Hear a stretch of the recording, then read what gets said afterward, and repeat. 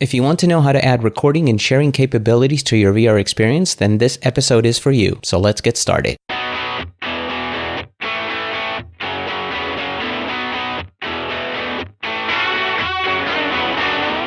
You are listening to the How to Create VR podcast, weekly conversations with VR professional creators, designers, and producers.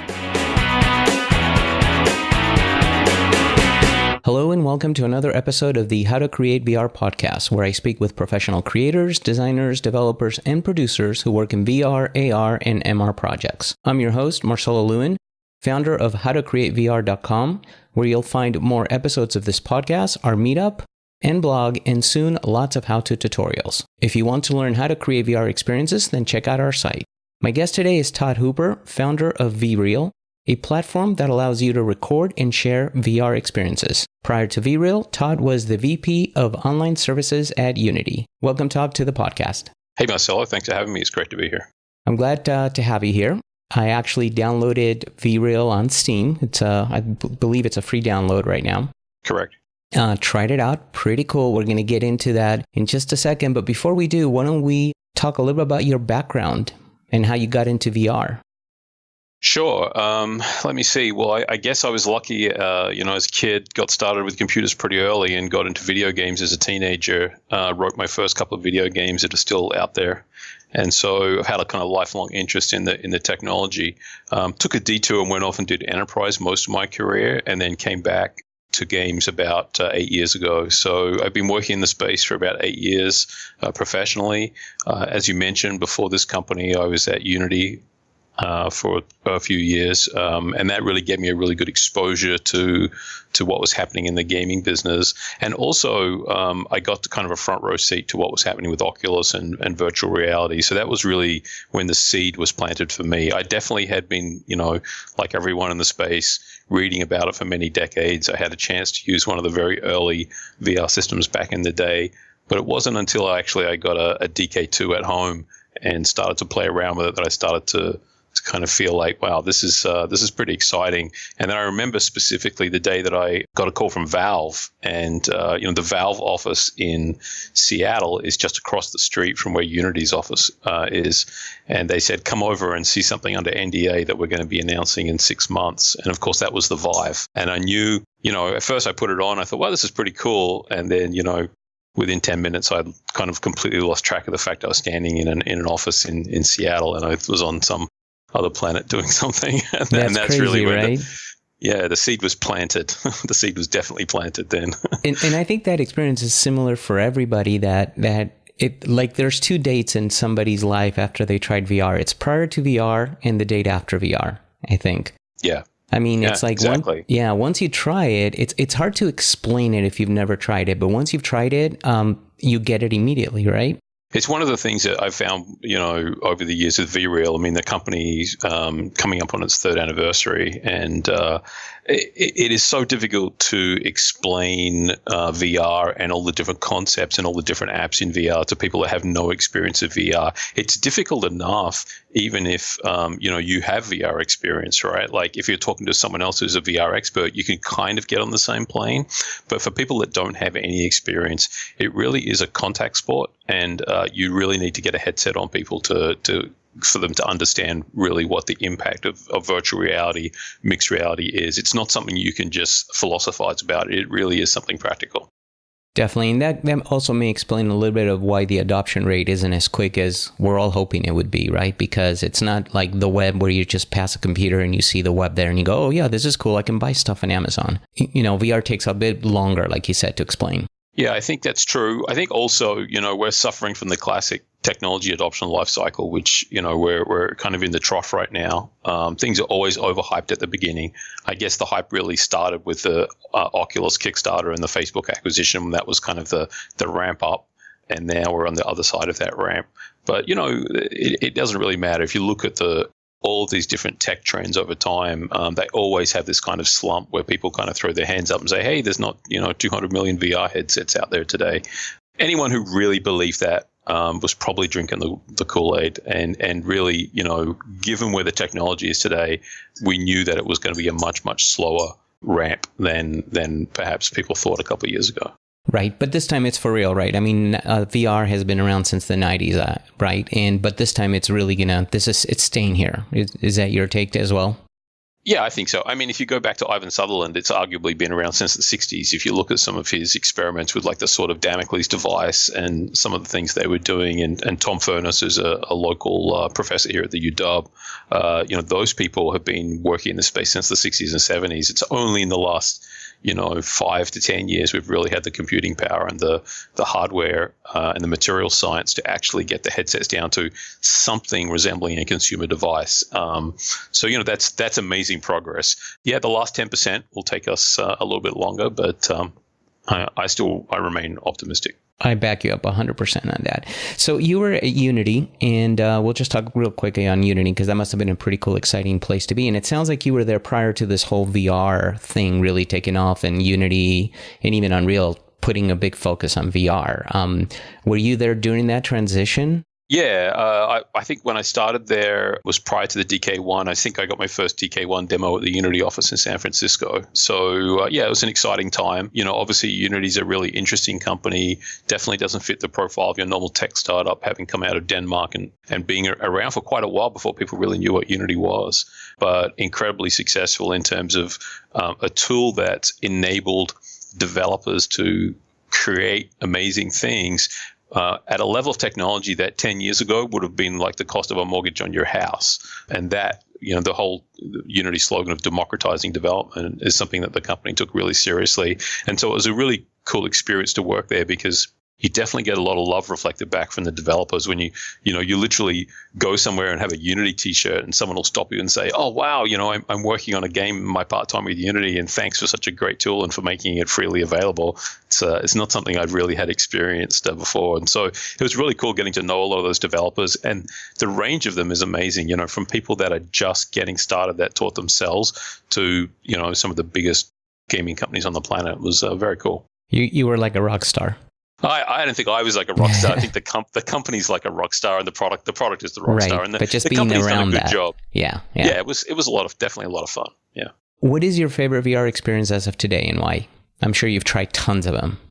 There's a lot of good stuff out there. I think last week I was hanging out with the team in Rec Room, and we were just having fun playing paintball and doing one of the pirate quests. And I was thinking how much fun that is. And that's really one of the most polished VR experiences, I think, for a social VR experience. Rec Room is a local team here. Obviously, I know them very well, great guys. And they've done a really good job because they've had the product in the market for a long time and they've iterated on it.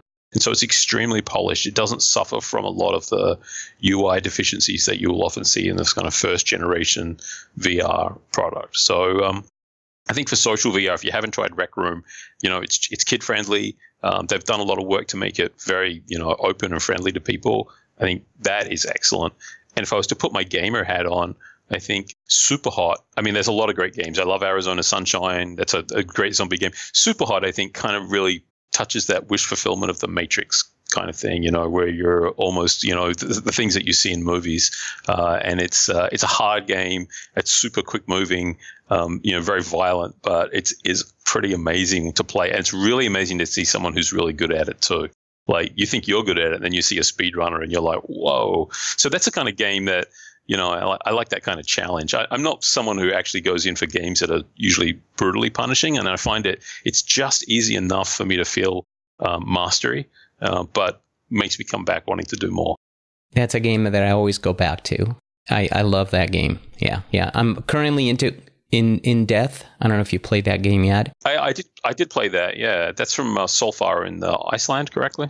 I believe so. Yeah. Yeah. That's a very nice looking game as well. That looks challenging too. I just think Superhot. If you look actually at the amount of time people spend in that game, it's equivalent to pretty much any other game in VR, even the big franchises like Skyrim and Fallout and things like that.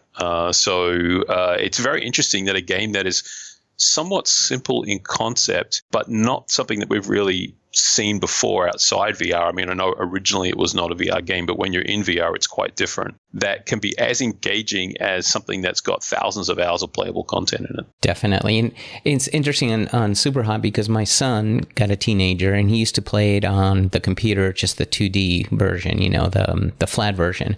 And I never got into it. But in VR, it just made total sense. As soon as I got in, I got the headset on, I was all in. And to me, VR, that game is perfect for VR. Yeah, it is. And really the stylized feel of it, adds to it, right? Because you're not looking for the gap between this and reality like you might be in a game that is more, visually complex. The stylized nature of it feels like, oh, okay, I'm in this artificial world, I'm doing this stuff. But it's a very cool game. I think you can tell it's always in the top 5 games that people are playing. So clearly the market has spoken, and it's not just you and I that find that game very attractive. So let's switch gears here a little bit. Let's talk about your company that you created, VREAL.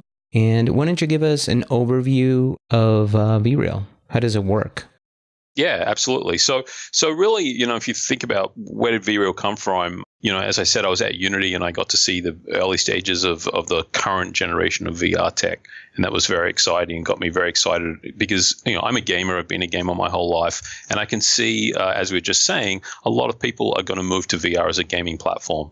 We've already got a core audience that is looking for VR games and is excited about them. And I think in the future, VR gaming will be as big as any of the other gaming platforms, whether that's PC, mobile, console, etc. So that's great. What's the other big trend that we've seen in gaming over the past 5 years? Well, one of the biggest really is the rise of platforms like Twitch and YouTube as places that people go to watch gaming content. And what's happened is games have moved from being just a kind of a interactive form of entertainment to actually a kind of media. So there's a whole generation of people, and they tend to be, in the younger demographic, that instead of going home at night and watching, TV, maybe like I did when I grew up with my parents, they'll go home and they'll be watching content on Twitch and YouTube that is two things. It is influencers and people that are creating interesting content, and it is two, gaming related. It's someone playing a game, whether they're playing it as simply, background while they're interacting with the crowd, or they're very good at the game, or it's maybe a competitive game and it's an esports type experience. There's a wide variety of these things, and it's very careful not to kind of paint with a single brush. So that's a really big change in the gaming ecosystem in the last 5 years. And of course, the thing that really drove that home was Amazon acquiring Twitch for $1 billion.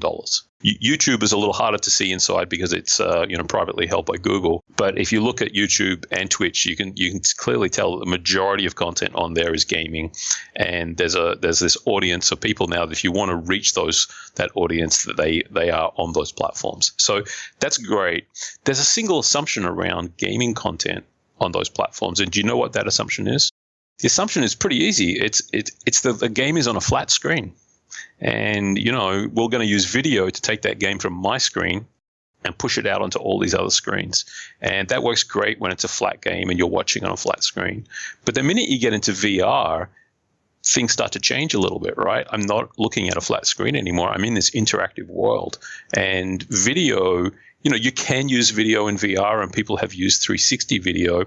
I would argue that it doesn't deliver the experience that we were just talking about when we're really enjoying a VR game, right? Video tends to be great for capturing the real world, but when you put a gamer inside some kind of game, what's the first thing they want to do? They want to move around and get their own perspective on it. And of course, you can't do that with video. It's generally rendered from a single, point of view. So really, the technology that games use in VR is game engines like Unity and Unreal and the like. Can you actually find a way to deliver that same experience? So if you're playing Superhot and you really want to show me this amazing Superhot run that you did, can I put my VR headset on and be in the experience with you, either at the time that you're doing it or at some later time? And can I have that kind of social experience that I might have on Twitch and YouTube, but transitioned into a VR space with avatars? And that's really the problem that we're attacking at VREAL, and the thing that we're bringing to market is, can I take that social experience that I have today on these platforms, but bring it into the VR world? And I don't know exactly what that experience looks like. We have a lot of ideas. Obviously, you've used the product and had a feeling for what that initial experience looks like today. But it is really, I want to have a social experience with my friends in the context of a gaming world, and I want to do that in a headset. And then also, there are people that don't have headsets, and you're not always able to use your headset. You might be on your phone or on your TV. And in that case, I want to be able to have a look into that world that isn't locked to the player's headset and is a stable camera that lets me look at the world and understand what's going on in the world. So let me expand, or let me ask you to expand a little bit more, because you said you are in the VR experience, and the point of view, you can actually move yourself around and watch a person play from different angles, right? So you're free to move around. Yeah, exactly. So, for example, we're talking about Superhot. So you've just recorded a really great run through of Superhot in the Chinatown level, and you're standing on the bridge there. And I'm like, wow, this is awesome. Marcelo's got those 4 guys and got them pinned down, and he's finished it in a few seconds. Now, I might want to move around that level and teleport around a little bit and see exactly how you did that. And pause it maybe, and maybe have a friend with me to say, hey, how did he do this? So you can't deliver that experience using video.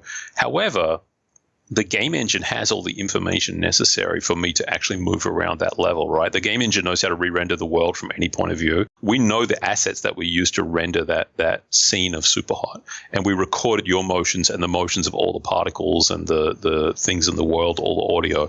So effectively what we've done is we've created a technology that sits inside the game engine for Unity and Unreal, captures the world. We already have the assets to the game stored on our service. And then when you want to watch it, we basically bring down the elements that are necessary and we re-render that for you in real time. And then injected into that is your avatar, your voice, and a social experience of your friends in there with you. So you might have 3 or 4 friends in there with you enjoying that experience. So it's difficult to understand if people haven't tried it, but it is. It really does have a mix of. So people have tried, Rec Room and VR Chat and other social experiences, and that's what the social piece feels like, the avatars and the voice. But you can imagine taking that into game worlds while people are actually playing a game, not in a world that we've created. Yeah, no, it makes perfect sense the way you explained it. But what this means then is that for VREAL to work the way you explained it, it has to be part of the game itself, right? So that means you offer an SDK, I would assume, for gamers or game creators to integrate within their game itself. Yeah, at this point we use an SDK. So we have a number of games live on the alpha right now, and we have an SDK integrated into those games. Our longer term desire is to get away from using an SDK. So Twitch, once upon a time, had an SDK that you used to integrate with the games, and over time they moved away from that. So we're in the same position really. It is technically fairly complex what we're doing inside the game engines, and so the way for us to iterate fastest on that right now is to have access to the source of the game engine basically via an SDK.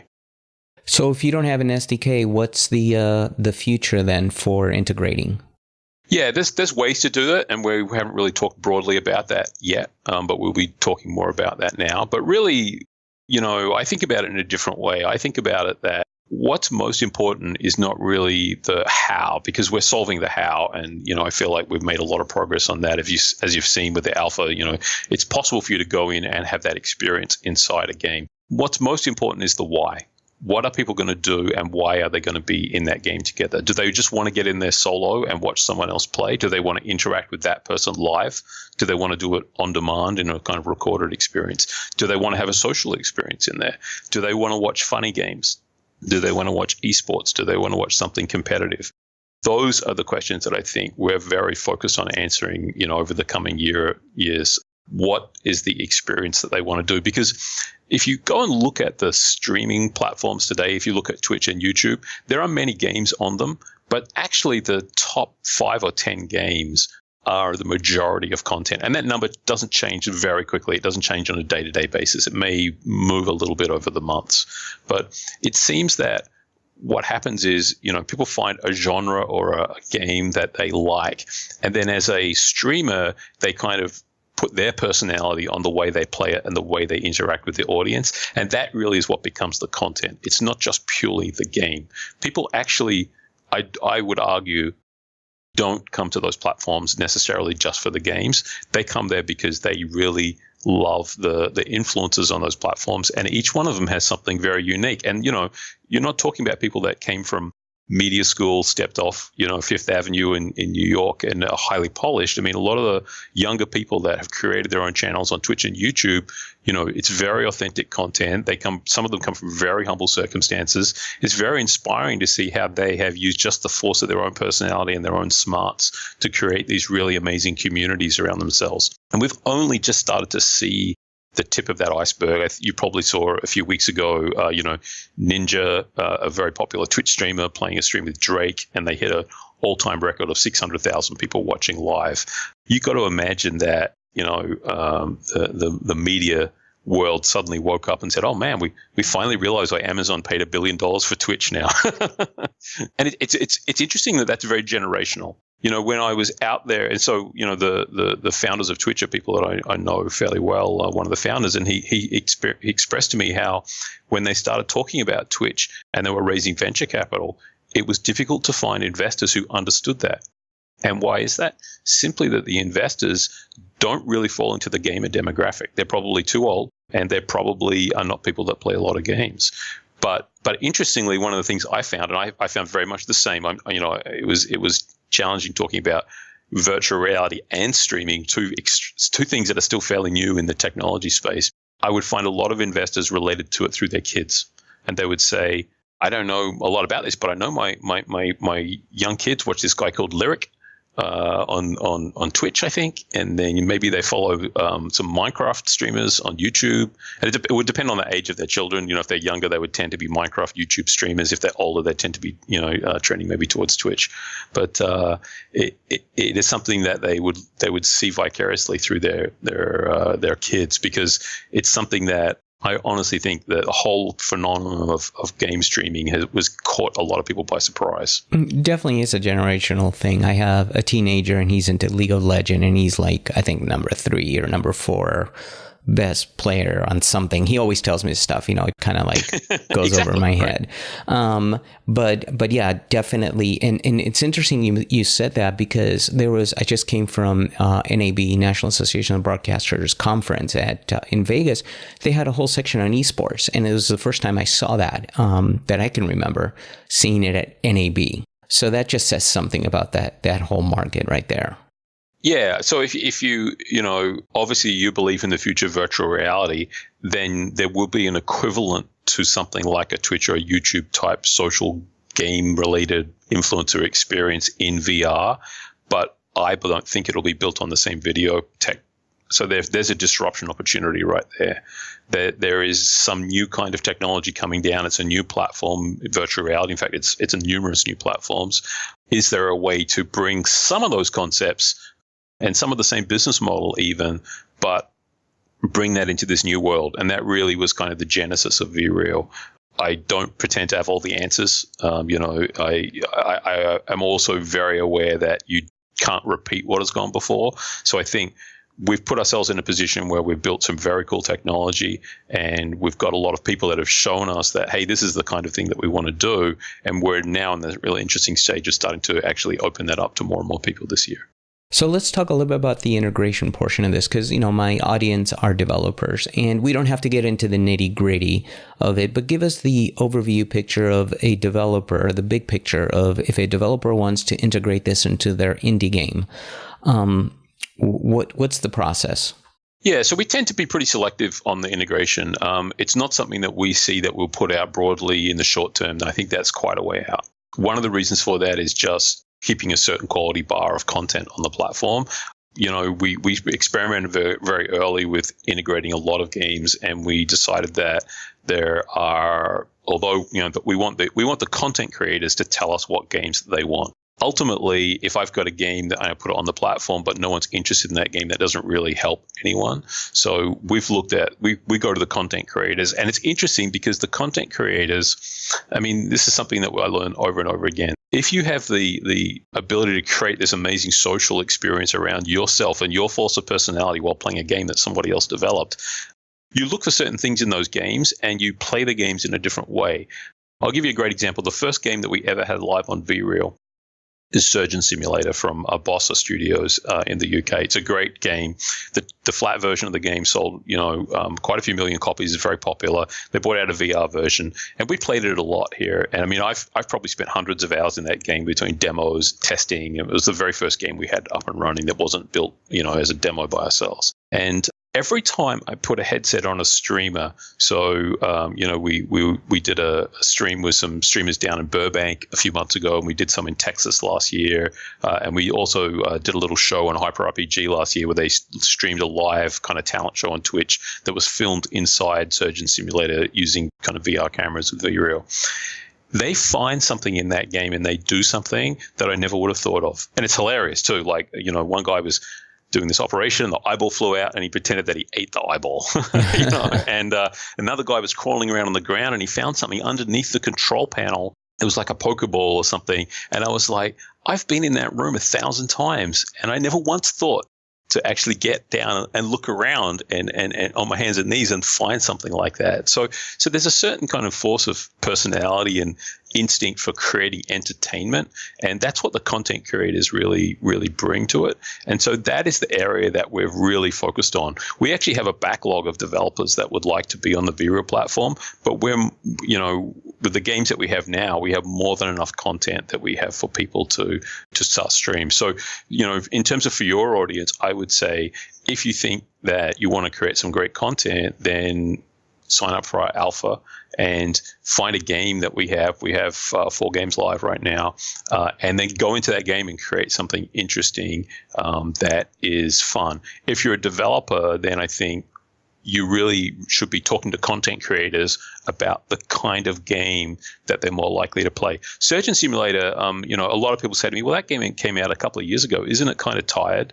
Well, yeah, it's a game that's been around for a while, but what it does is it gives the creators some way to express themselves, and it's very funny and gory, and so it has a lot of elements in it that lend themselves to the kind of creative streams that you see. Of course, if you were a creator or a streamer that was, more of an esports or a competitive player, Superhot would be your thing, not Surgeon Simulator. So that's one thing that we've learned really, and has really been kind of a revelation, is the content creators really are the people that drive the platform, and they drive the selection of content, and they bring the audience with them as well. If you're watching someone on Twitch or on YouTube and they start doing some VR streams, then you're going to follow that person because they're someone that you find entertaining. So once the developers get the content, so obviously get the content creators behind your game and, have the content creators ask for this. But once they get through that, they basically get access. Let's assume they get through that portion. They get access to an SDK, and then they can integrate it via Unity and Unreal, both of those. Yeah. So basically, if you think about what the SDK is doing, there's a number of ways you might try and solve this problem, talking about it from the developer perspective. So I've got a presentation I did once kind of as a joke. It's like 10 ways you might solve the problem of capturing a VR experience and then re-rendering it for somebody else. Since the audience is technical, let's talk about some of those ways. The obvious way is let's just capture a stereoscopic 360 video, right? There are some people who have tried to capture that on device. If you had like a Blackmagic card or something like that, you can actually capture it on your PC at a reasonable frame rate. But you've got the essential problem of you're locked in a single spot with the 360 video bubble, which doesn't lend itself to games that by nature are interactive content. So that's kind of the low bar. But a lot of people they have a hammer called video. Everything looks like a nail. They try to crack the problem with the video hammer, and we don't believe that's terribly interesting or innovative. So put that one aside. If you want to re-render a world that someone's created, you could go down into the plumbing of the DirectX layer or the OpenGL layer on the graphics card and just grab all the raw geometry off the card, right? Maybe re-render that. So there's a couple of problems when you get down there, though. One of the problems is, you're on the PCI bus and there's a lot of data down there. Like it's all uncompressed. It's all, the textures are fully blown out. And so how do you move that data around? Good question. Especially when, broadband speeds aren't infinite all over the planet. And the second question is actually interesting as well, right? If you jump into Superhot and it loads all of the data for the Superhot world to that card, your graphics card, but you don't look in one particular direction, the GPU doesn't send the game engine the signals to load those textures. And so you as the player might not have ever looked at something, but when I go in to watch it, I want to look at it, but the data simply isn't available. So you have basically an occlusion problem and things like that. These are well-known problems in game engines. There's not an obvious way to solve that once you get right down to the GPU level. So we're operating at a level above that, where we're inside the game engine.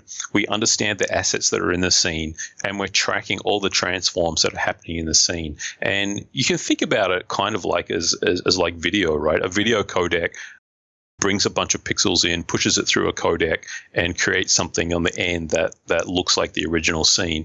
We're effectively doing that, but we're using the game engine to render the scene for us. So, we know that in Superhot, you threw the throwing star at a certain angle and a certain velocity, and we have the asset for that throwing star, and so we can re-render that. We can pause it, and the effect of the player or the spectator moving around is handled automatically by the game engine, because simply that's just a camera rotation, right? You move, the object's already been rendered inside the game engine. You move your head, you can see the other side of that throwing star that might have been occluded from the player's point of view in the original capture. So it turns out that if you separate out the assets and that transform stream, the transform stream looks a lot like a YouTube video in terms of bandwidth.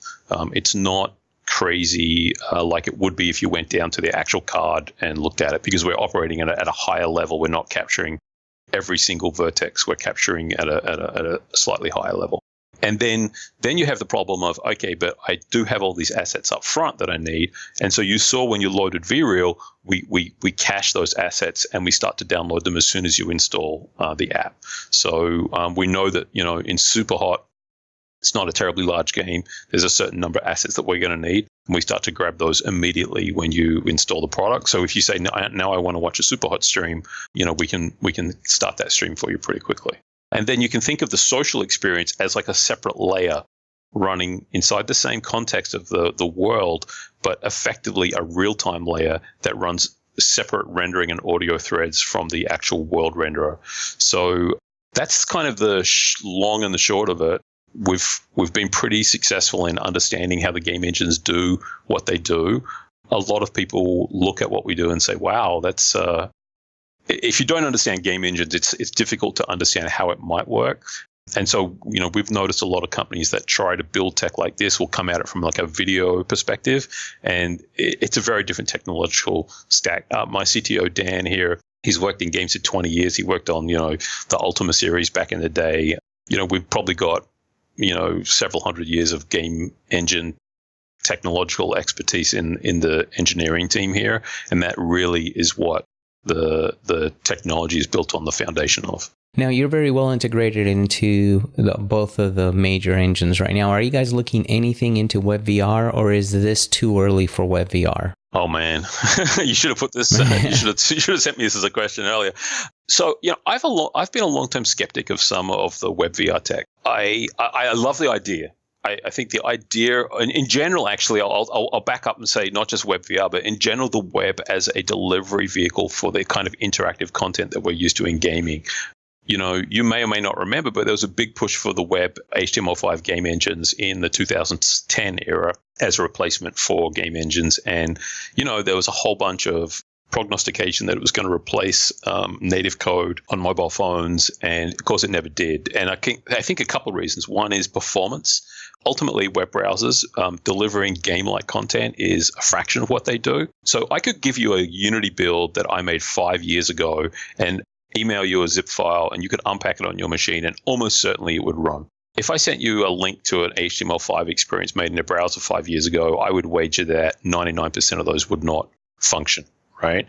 So you have this challenge of you're trying to build interactive content on a platform that's always changing and always moving, and it's not the prime purpose of that platform to deliver interactive content. It also has to, render your Gmail and web pages and protect your privacy and do a whole bunch of other things as well. So that is a really challenging environment for software engineers. And so I've always found that, there's a lot of desire to open up game engine tech. And this is maybe a little self-serving coming from someone who was at Unity. But, there is already fairly accessible technology available to create games. I mean, one of the reasons Unity and now with Unreal as well have been very successful is that they've made the barrier to entry very, very low or zero in most cases. So it's not like maybe other areas in the past where there was a big price tag attached and an open source technology came along. Let's say Linux, for example, the only alternative to Linux was a commercial operating system that was quite expensive.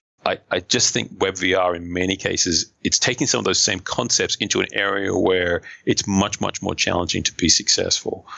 So yeah, I don't know. I mean, I like the idea of an open platform and bringing content in, but I just think it is so early on the WebVR side that, I've not spoken to a lot of developers that are really trying to build commercially successful content using that as the primary tool.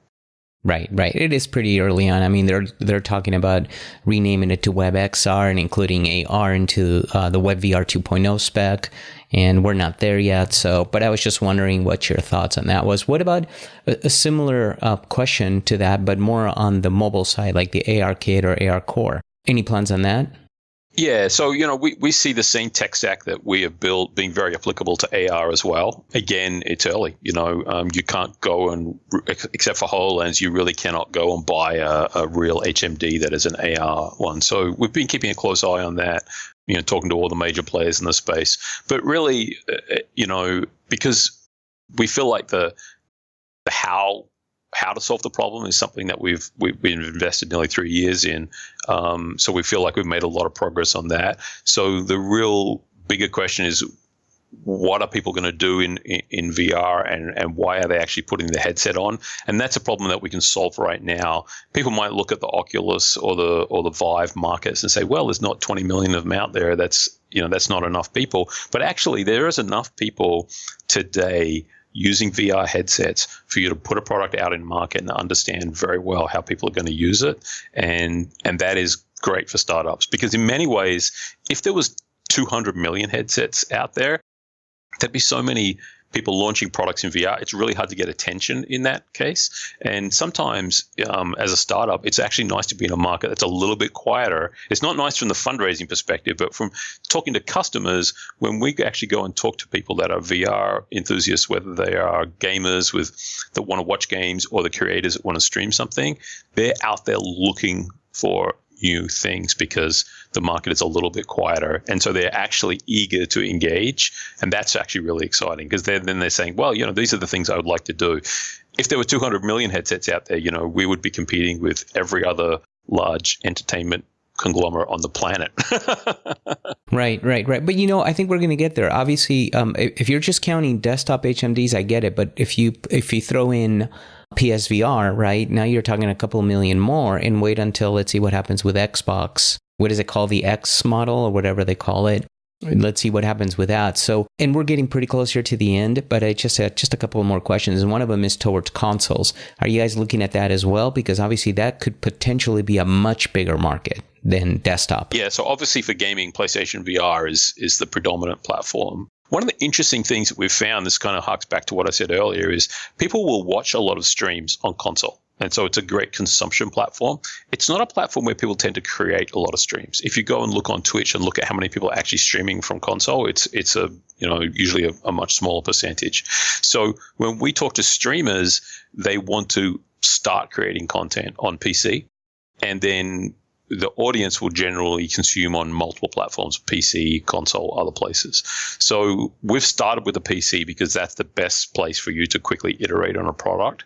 But ultimately, yes, VREAL is something that we think if you have a console VR system, you're going to want to watch that same kind of content, then you should be able to access it there as well. Obviously, gaming is your big focus. That's an obvious thing after this almost 1 hour conversation. But when I've tried the Surgeon experience, the game, what immediately came to my mind, because I'm more involved in training, is wow, from a training perspective, this could be extremely powerful. Are you guys considering that at all as part of your business model, or? Yeah. So, I mean, one of the lessons I've learned in startups, I think, really is to be relentlessly focused. So we're very focused on gaming. I think there's a clear adoption and there's a clear desire from, people to have gaming content and to be able to stream gaming content. Obviously, there are a lot of other verticals that technology could apply to, and training is one, education is another. We've talked to a lot of people. I think we see all those as interesting. I don't see them as the initial use case. I certainly wouldn't, say, hey, hell no, never. One of the things I've learned, I think, is gaming moves very quickly, and you have a direct relationship with the people that are using the product. So if I want to talk to a content creator, I could probably get on a Skype with someone this afternoon. I could probably tweet something and directly interact with people that are excited about VR gaming, and it moves at light speed. Enterprise applications, training, education, other things. I've worked in that space previously. I worked in that space for many years. It works in a whole different tempo. And as a startup with limited resources and, something that you have to look at, how much time do you have to experiment and find, product market fit? Gaming is something where we feel that we've already made a lot of progress. We have a lot of connections there. I mean, this is a company of gamers, and we can move very quickly and discover what the product market fit is. The enterprise space, on the other hand, it's been challenging for VR startups. I will say I know several VR startups that have tried and failed to penetrate that space and have been unable to, continue because it moves very slow. I mean, the joke about enterprise deals are, you'll go to a trade show, you'll talk to someone about something you're working on, you'll come back the next year and it's like, hey, did you get that thing? Yeah, I've almost closed it. So that's great when you're in an established business where there's billions of dollars of revenue, but when you're a small, scrappy VR startup, it could be a little scary. And so, we're focused on gaming. Longer term, the platforms are a fantastic success. You see this in all the platforms. You see other content coming in that supports other kinds of users. But I think games is where we've decided to put our flag in the ground. It's something that we're all personally passionate about. It's also a hell of a lot of fun.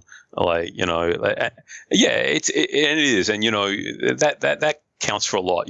Like I said, I've done all sorts of different companies in all sorts of different industries, and enterprise can be great for where it's at. But ultimately, one of the things that matters to me personally is the subject matter is fun. I can play super hot and make a credible argument that I'm doing work, and then write it off. Yeah. I totally get it. I mean, you want to do something that makes you want to get up in the morning and go to work. I totally understand that. And like you said, you have to be hyper focused. So, Todd, we're pretty much at the end. I ask all my guests one last question because I always like to take their take on VR. But describe to me VR, or what VR will be like, or what you would like it to be like in the year 2025. Yeah, you bet. I think that that's a great time to pick, because what we're in now is just the first generation of VR, and the product's kind of clunky and they're still complex to use. I mean, it's gotten a lot better in the last few years, but still a little bit of clunkiness. And the real thing for me is when this is something I've noticed, and there's a desire out there for VR. And what are the things that are blocking people right now? One is simply price point. I think it has to be more accessible to a much wider range of people. So even in the last year, we've seen the prices start to come down a little bit. I would hope in 2025, VR is the sort of thing that it's like buying, a monitor for your PC or something like that. It's a couple $100, and you can get something that's world-class, state-of-the-art, and connecting it is literally a couple of cables, and you're good to go. So it's not something that you feel like you have to call your cousin, the IT expert, to come over and hook up in your house.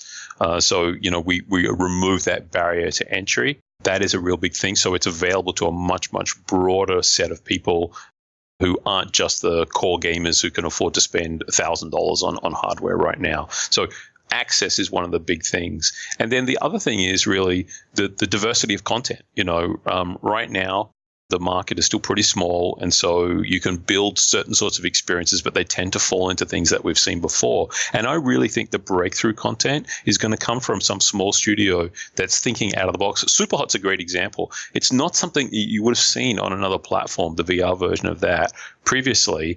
And, we've seen this before. When mobile came out, mobile gaming became really big, everyone thought, the old school companies, EA and Activision, were going to dominate that space.